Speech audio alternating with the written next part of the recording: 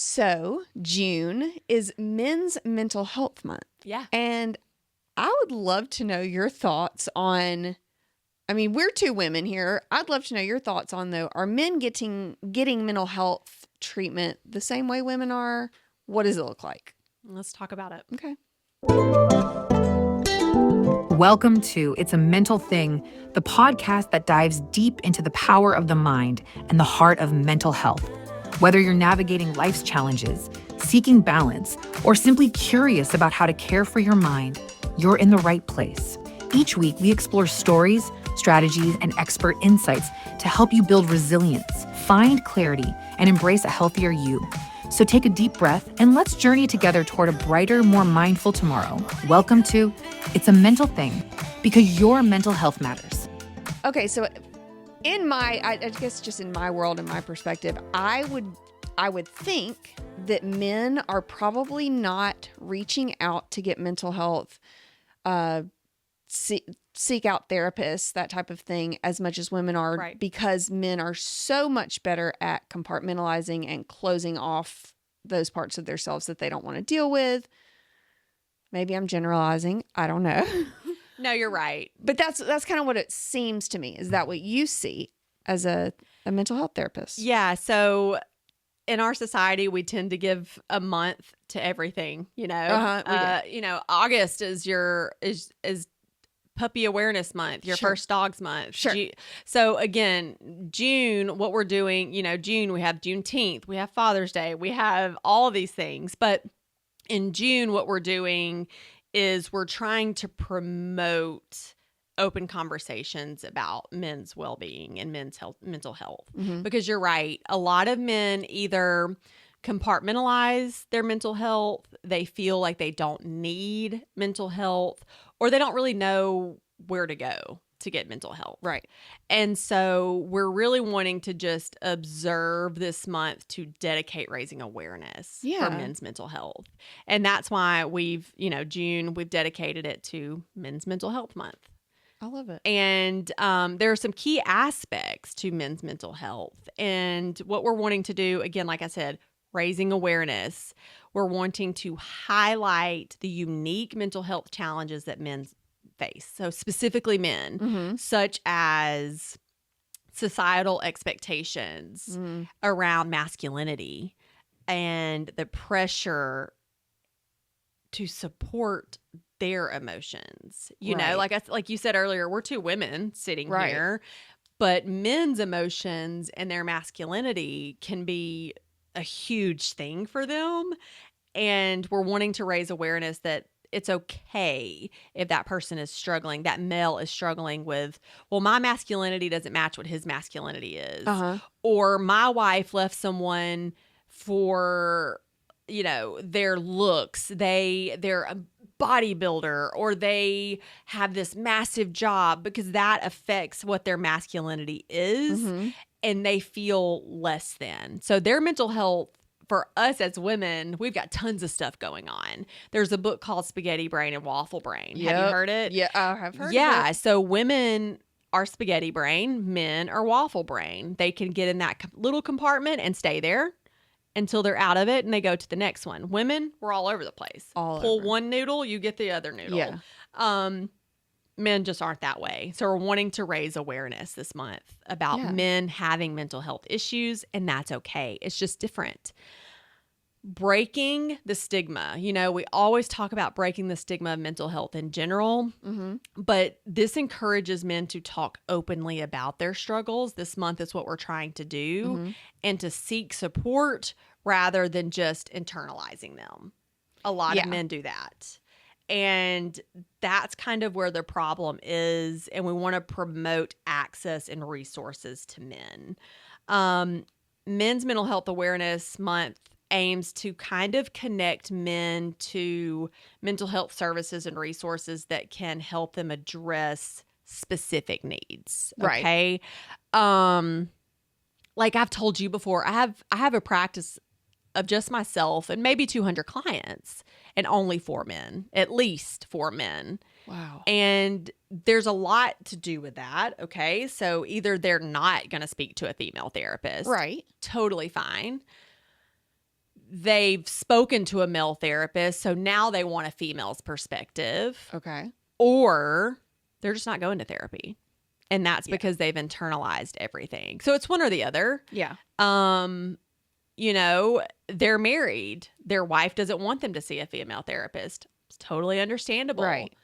They're married. They've tried the male perspective and it's different. So everybody does therapy differently. But why I can tell you I have a caseload of 200. Now, kids, different. We're talking grown men. Right. Maybe 4.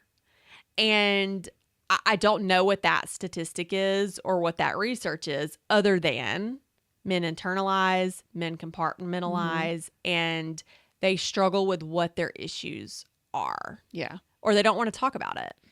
I think that's the biggest thing. And somebody that I really look up to that promote men's mental health is Carson Daly, of all people, right? Right. Like, loved him in my TRL millennial Oh, days, yes. right? But 100%. now on the Today Show, like, he is such an advocate for men's mental health, not being afraid to share that things are not okay and getting the help that they need.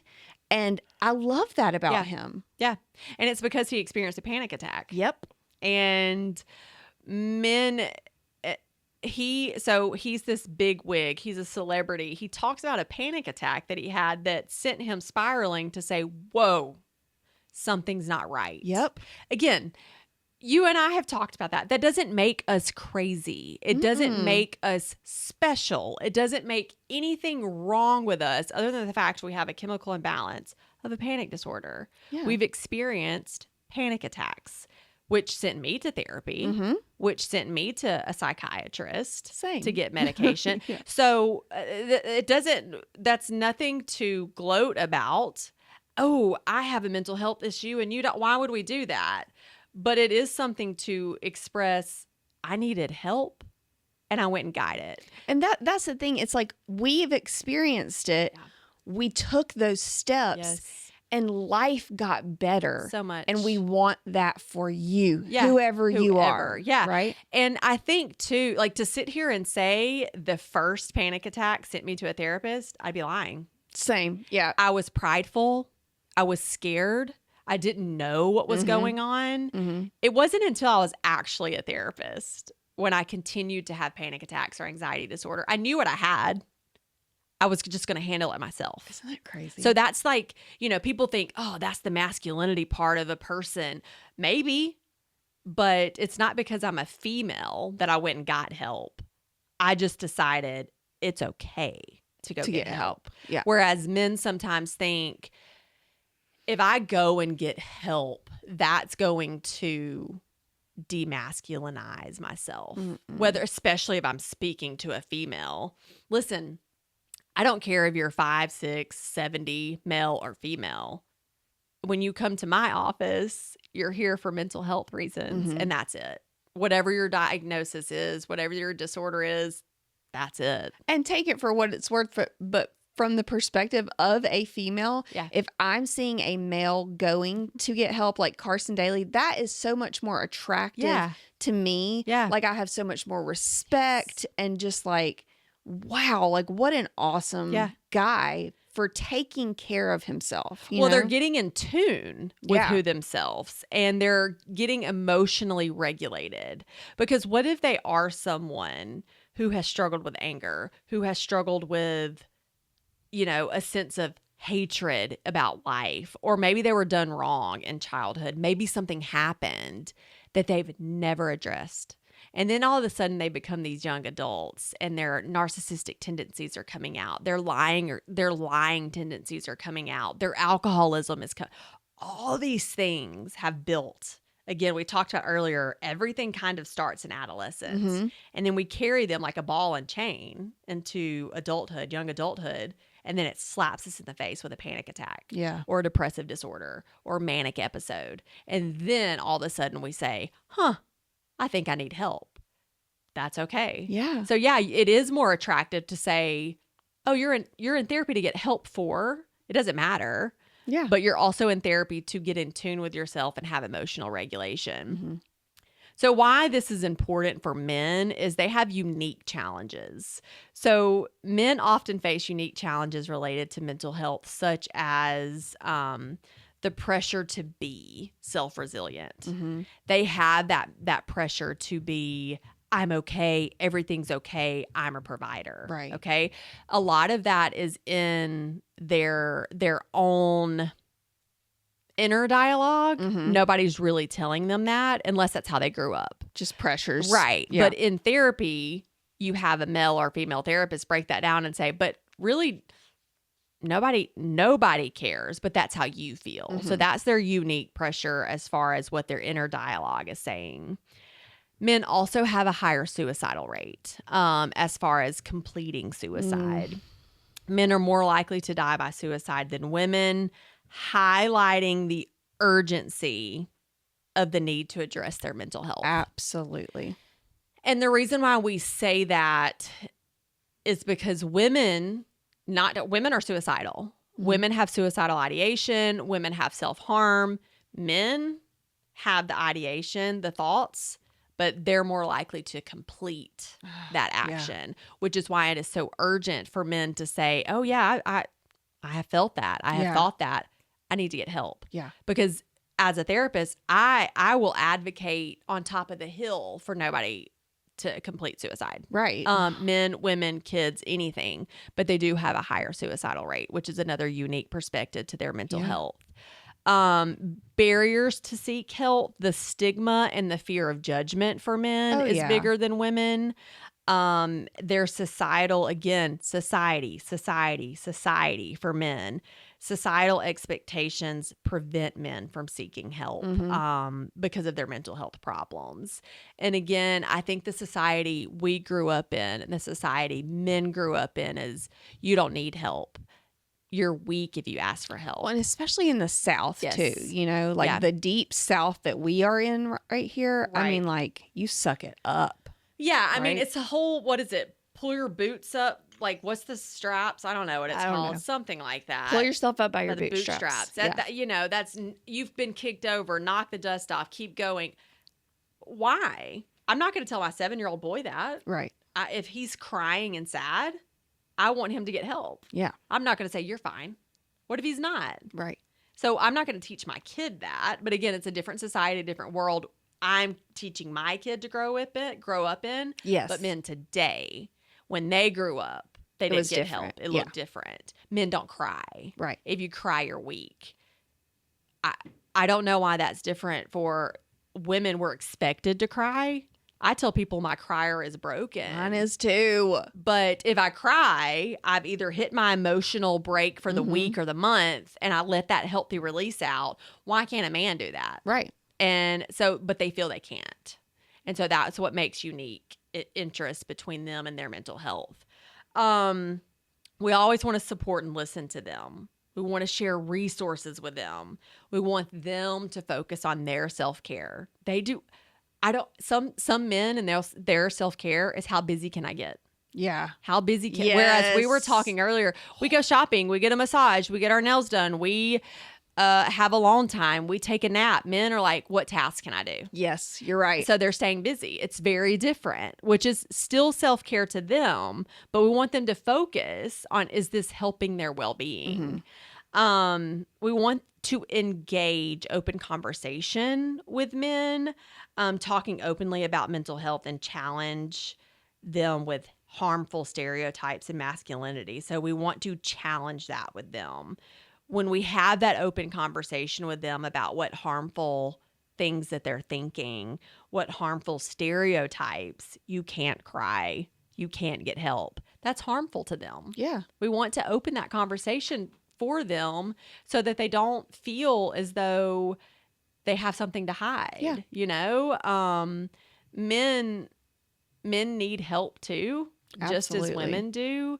And there's nothing wrong with that. And again, sometimes that has to do with the fact that they don't know who to turn to. Yeah. And maybe they feel like they can't tell their wife or their partner, I'm struggling, I need someone to talk to, because they've been married for 15 years and they've never mentioned it. Mm-hmm. Then their wife or their partner's like, wait, what? Right. Because again, they've been strong for everyone else but themselves, and they're miserable inside. Mhm. And we want to make sure that there are resources out there. 988 is the suicide hotline. Any kind of crisis line, call them, talk to someone, reach out to them. If you know a male that needs someone to speak to, give them psychologytoday.com. Help them find a therapist in their area. They can search for a male psychiatrist, psychologist, therapist that they can talk to. If they try a male therapist, that's not a good fit. Maybe they want a female's perspective. Like I told you earlier, female perspective, very different than a male perspective. And it just depends on what that man is looking for. Maybe their mom left them at an early age and they're craving a woman to tell them why that hurts so bad. Right. You know, that comes different from me than it would come from a male therapist. Right. Because Absolutely. even though my mom didn't leave me, I had that female perspective as you didn't get the nurturing love from your mother that a child needs, male or female. Whereas a male perspective may be, well, I mean, maybe that's why you've turned into the way you are around women. So that's something that both very true. Right. But said totally very different. differently. And so, again, men have very unique challenges to their mental health, and they feel as though they just don't deserve help, which is extremely sad. But they do. And that is what we want to get across. We want to encourage you to encourage the males in your life to get help. And if you are a male listening to this, we would also just love to hear your thoughts on this topic in general. If you want to email us and let us know, that would be cool. I'd love to know what everybody else thinks about it. Right. Me too.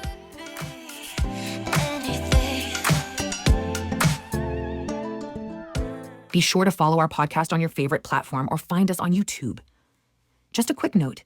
It's a Mental Thing is here to inform and inspire, but it's not a substitute for professional medical advice. If you're facing a mental health challenge, we encourage you to seek help from a licensed therapist like Erica or a healthcare provider.